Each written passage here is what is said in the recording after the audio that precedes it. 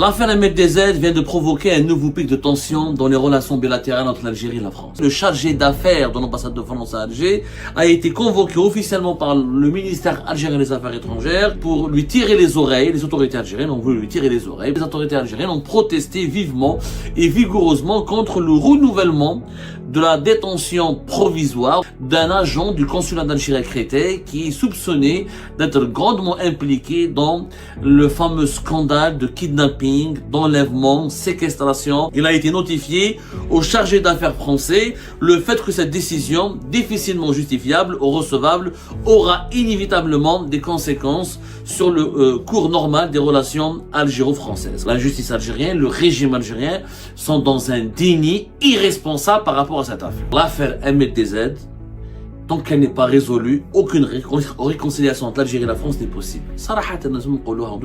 L'Algérie, le régime algérien, doit accepter de faire son autocritique.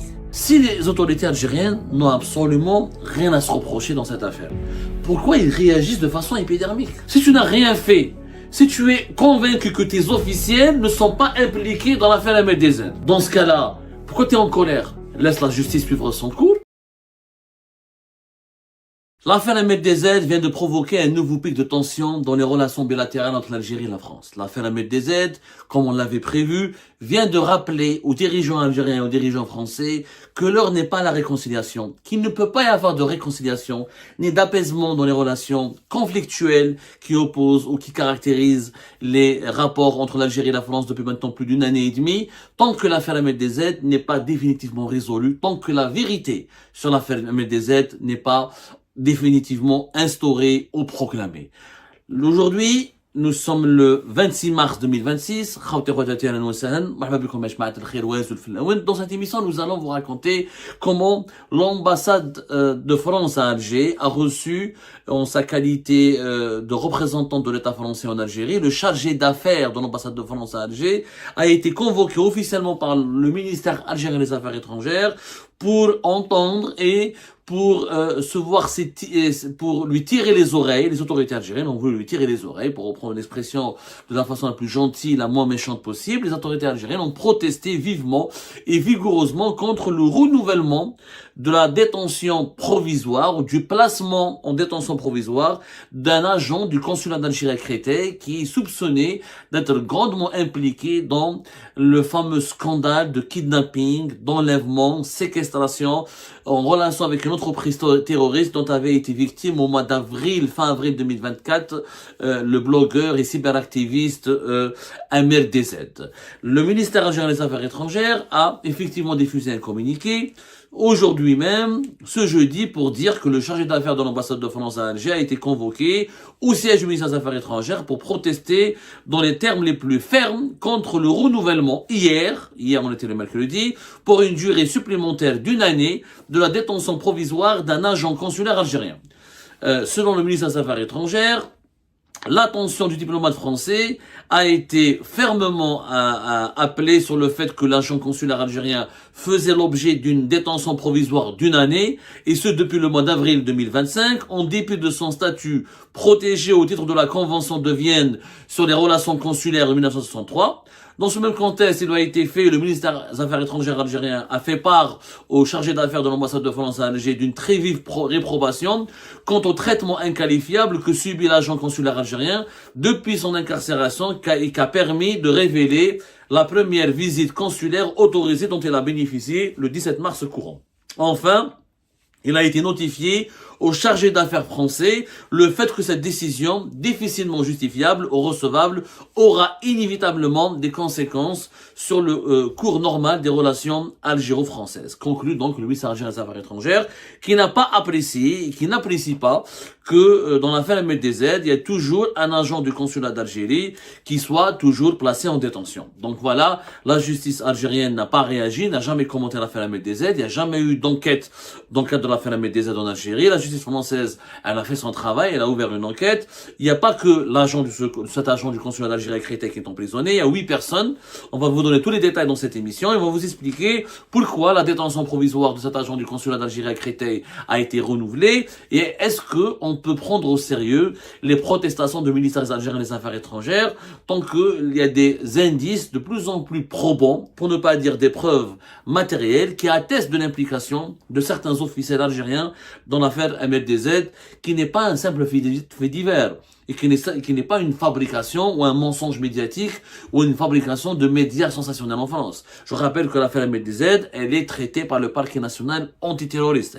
Elle relève officiellement elle a été qualifiée d'une entreprise terroriste dans laquelle serait, pour le moment, il faut respecter la présomption d'innocence, il n'y a pas eu de procès qui a été organisé, personne n'a été encore jugé, il n'y a pas eu de verdict, pour le moment il y a des soupçons avérés concernant l'implication d'un État algérien qui est le régime algérien, d'un État étranger qui est le régime algérien. Donc on pensait que les relations depuis la visite de Laurent Nunez à Alger récemment au début de l'année 2026, on pensait que les relations algéro-françaises étaient en train de tourner la page du conflit, des tensions, du bras de fer. Ce n'est pas le cas visiblement parce qu'on l'a toujours dit et on l'a toujours rappelé. Même quand Laurent Nunez est venu à la mi-février 2026, c'était à la veille, bien avant le mois du Ramadan, à la veille du mois du Ramadan, quand il est venu à Alger, on l'avait dit, on l'avait expliqué, on ne peut pas réchauffer les relations entre l'Algérie et la France tant qu'il y a cette pierre dans le sandal, cette grosse épine dans le pied des deux pays qui est l'affaire MLDZ. Et l'Algérie, la justice algérienne, le régime algérien sont dans un déni irresponsable par rapport à cette affaire. Alors, revenons d'abord au fait. Qu'est-ce qui s'est passé? Effectivement, il y a un agent du consulat d'Algérie qui travaille au consulat d'Algérie à Créteil, qui est un agent consulaire, qui est emprisonné depuis le mois d'avril 2025. Depuis la mi-avril, depuis le 13, il a été arrêté vers le 11, il a été présent en garde à vue, il a été présenté devant les juges du parquet national antiterroriste, il a été placé en détention vers le 13-14 avril 2025. Donc ça fait pratiquement une année, effectivement, qu'il est emprisonné. Il s'appelle Smaïl R. C'est un militaire, ce n'est pas un civil, ce n'est pas un simple diplomate, puisqu'il a la casquette d'un membre des services secrets algériens. Cette casquette n'est pas choquante dans le contexte algérien, puisque ce n'est pas un acte isolé. Les diplomates algériens à l'étranger sont majoritairement tous des espions. Entre guillemets des espions, ça veut dire qu'ils sont tous des agents des services secrets algériens au niveau de l'enseignement extérieur. L'enseignement extérieur, la direction de la générale de la documentation de la sécurité extérieure, la DGDSE, ou la DDSE, comme on l'appelle en Algérie la DDSE, la direction de la documentation de la sécurité extérieure, elle est étroitement liée à l'appareil diplomatique. Il est dit dans certains postes sensibles, ou dans certains pays stratégiques pour l'Algérie, comme la France, comme l'Espagne, comme le Maroc, comme l'Égypte, comme l'Italie, la majorité des diplomates qui sont en poste sont rarement des diplomates civils, ils sont aussi diplomates et des membres des services secrets.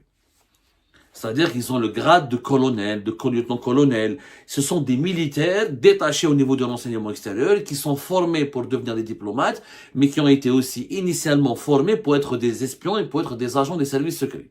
Donc, ils ont la double casquette d'agents des services secrets et de diplomates. C'est pas un cas d'ailleurs, l'Algérie, c'est pas un cas propre à l'Algérie, puisque même dans les grands pays, par exemple, l'ambassade de France à Alger, la majorité écrasante des ambassadeurs qui sont passés par ce poste sont aussi des officiers ou des membres de la DGSE française, les services de renseignement secret français, de renseignement extérieur.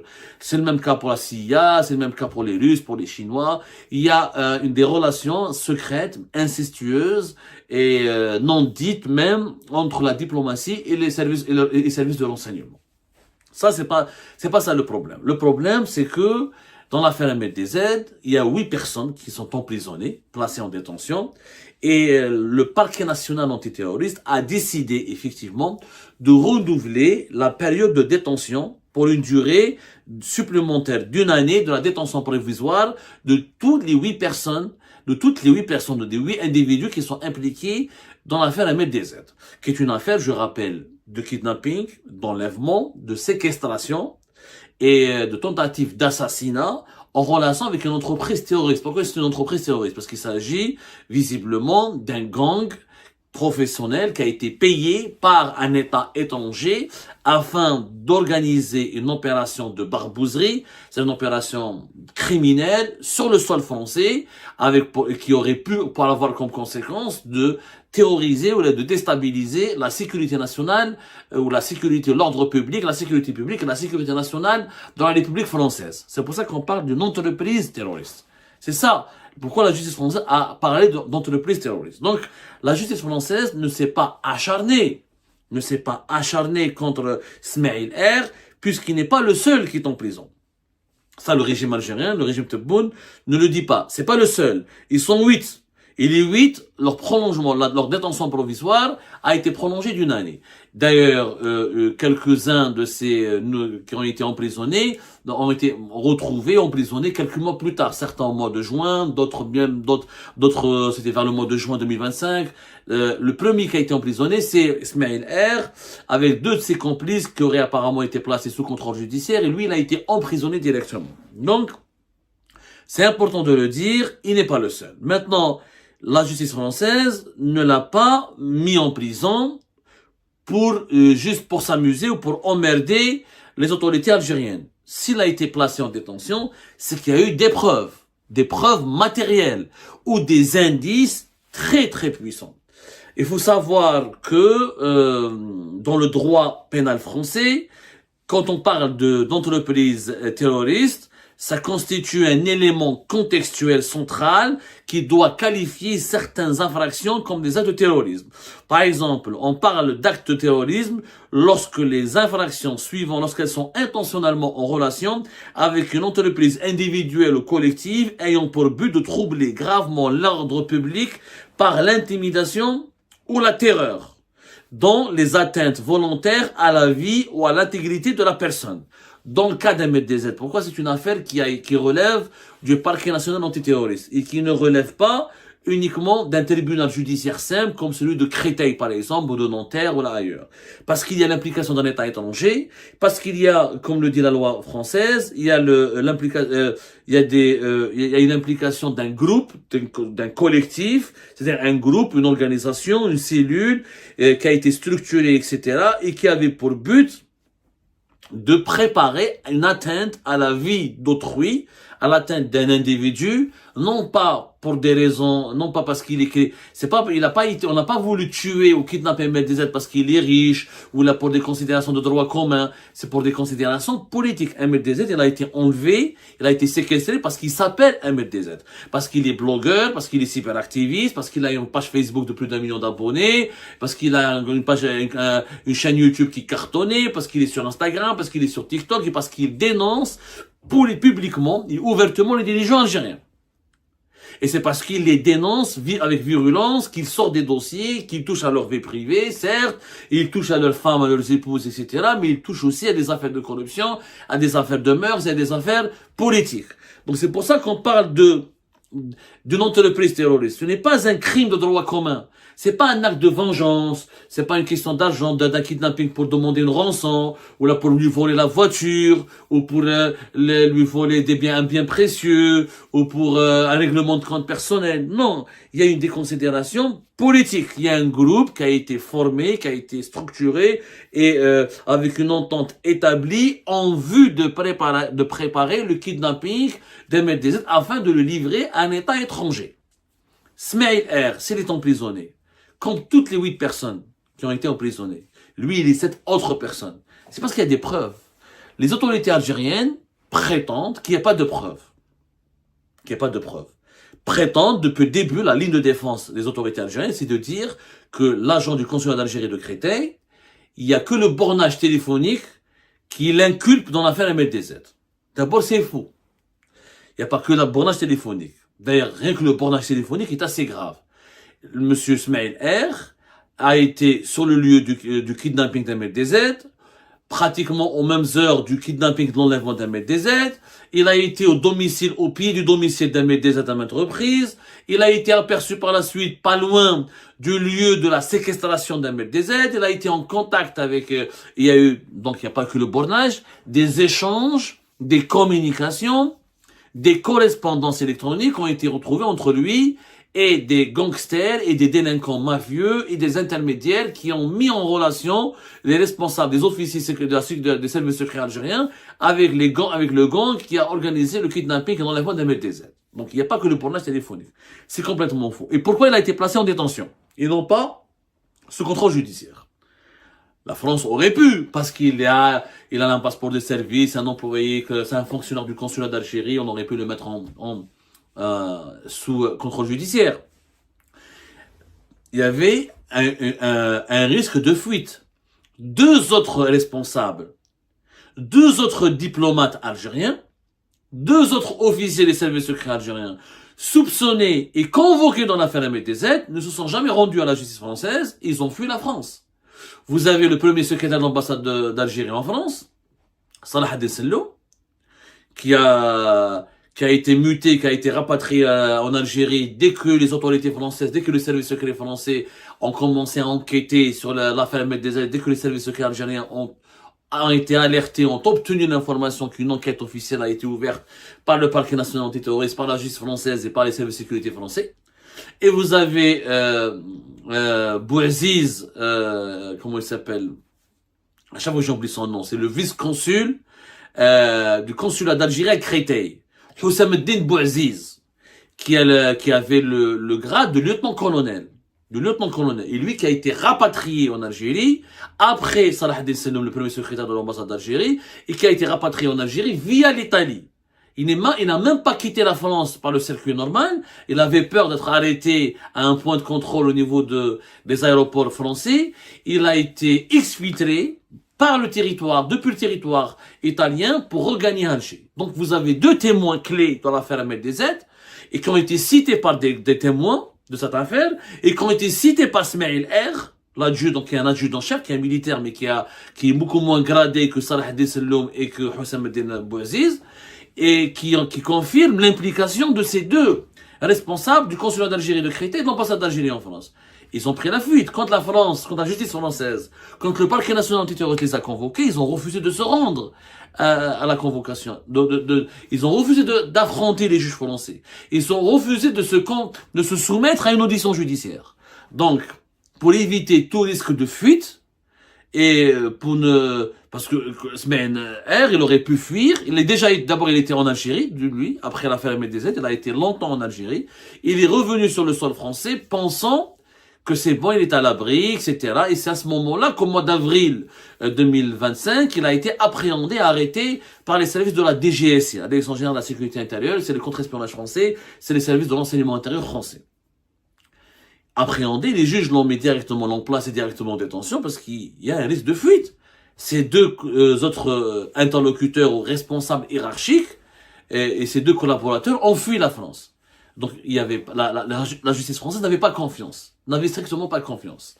Maintenant, effectivement, dans le communiqué du ministère des Affaires étrangères, il est dit qu'il avait été privé de parloir. Voilà. Il avait été privé de parloir.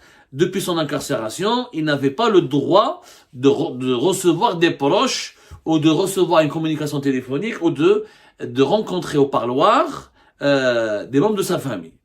C'est dit à la fin du communiqué et que maintenant, le 17 mars, les autorités judiciaires françaises ont accepté une visite consulaire soit autorisée. En une année, il n'a reçu aucune visite consulaire. Pourquoi? Parce le consulat lui-même, les services consulaires algériens eux-mêmes sont suspectés dans cette affaire, Ahmed Dezet.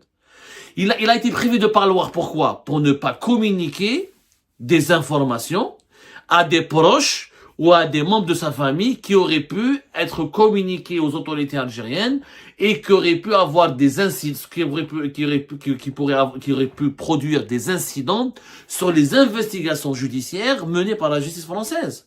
Le parquet national antiterroriste, il soupçonne des responsables algériens, dont des responsables des services secrets. Comment voulez-vous qu'un membre des services secrets algériens, emprisonné en France, puisse avoir un droit au parloir et prendre le risque? Ça, c'est une règle de justice. Même en Algérie, il y a des détenus qui sont privés de parloir. Quand il y a une affaire grave, une affaire criminelle très grave, une affaire terroriste, les suspects sont privés de parloir pour éviter toute fuite et toute manipulation de l'enquête ou toute communication qui pourrait produire un incident ou une incidence sur les investigations judiciaires. La justice française n'a pas lésé Ismaël R. Elle n'a pas lésé, il faut dire la vérité, donc on est honnête. On parle de kidnapping, Yannis. On parle de séquestration. On parle d'enlèvement. On parle de tentative d'assassinat. On parle d'entreprise terroriste. Contre le ministère algérien des Affaires étrangères, il parle à juste titre de la protection diplomatique, de la protection consulaire, au titre de la Convention de Vienne sur les relations consulaires de 1963. Il a complètement raison. Mais la Convention de Vienne de 1963, elle n'accorde pas une immunité diplomatique absolue. Il n'y a aucune immunité diplomatique absolue. C'est complètement faux. Un diplomate ou un agent consulaire n'a pas le droit de tuer, n'a pas le droit de kidnapper, n'a pas le droit d'agresser, n'a pas le droit de voler, n'a pas le droit de commettre des crimes. N'a pas le droit de commettre des crimes. Il a une immunité, mais cette immunité, elle est limitée. Elle n'est pas absolue. Elle n'est pas totale. Elle n'est pas totale. Quand il s'agit de crimes graves de droit commun, l'immunité n'est pas illimitée. Quand il y a un crime, une infraction qui est constatée, un crime grave ou une violation manifeste du droit international, eh ben l'immunité, elle tombe à l'eau. Elle est destituée, elle est enlevée, elle est supprimée. C'est dans le cas d'Ahmed DZ. C'est du kidnapping. On a kidnappé quelqu'un. On l'a enlevé pour le tuer, pour lui faire du mal, pour peut-être même le livrer en Espagne à un autre gang dont on ne sait pas ce qu'ils auraient fait d'Ahmed DZ, peut-être qu'il aurait pu être torturé. Ahmed DZ, ça a été prouvé, des rapports médicaux l'ont prouvé. On a vu récemment l'enquête de France 2, de complément d'enquête. Il a été drogué, il a été ligoté. C'est une violence très grave, gravissime l'affaire Ahmed DZ. Donc, je rappelle que la levée de l'immunité diplomatique, elle est possible. Le droit international le permet. La Convention de Vienne, elle permet aux pays hôtes de déclarer persona non grata un diplomate qui cause problème sur le sol de son pays, comme on peut procéder à son arrestation s'il a commis un crime grave. En l'occurrence, là, il n'a pas harcelé une fille, ou dragué une jeune demoiselle, ou l'a volé un peu de pain, ou là, il a volé une baguette de pain. Là, on parle de l'organisation d'un kidnapping, d'un enlèvement, d'une entreprise terroriste. On l'a dit, et on ne cessera de le redire. L'affaire Ahmed DZ, tant qu'elle n'est pas résolue, aucune réconciliation entre l'Algérie et la France n'est possible. صراحة لازم نقولوها en toute vérité. من المستحيل. L'Algérie, le régime algérien doit accepter de faire son autocritique.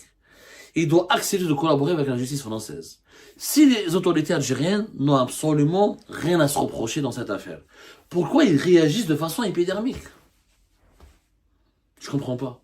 Si tu n'as rien fait, si tu es convaincu que tes officiels ne sont pas impliqués dans l'affaire Ahmed DZ, dans ce cas-là, pourquoi tu es en colère? Laisse la justice suivre son cours. Et ben c'est la fin de cette vidéo les amis, je vous remercie comme d'habitude pour avoir suivi jusqu'à la fin.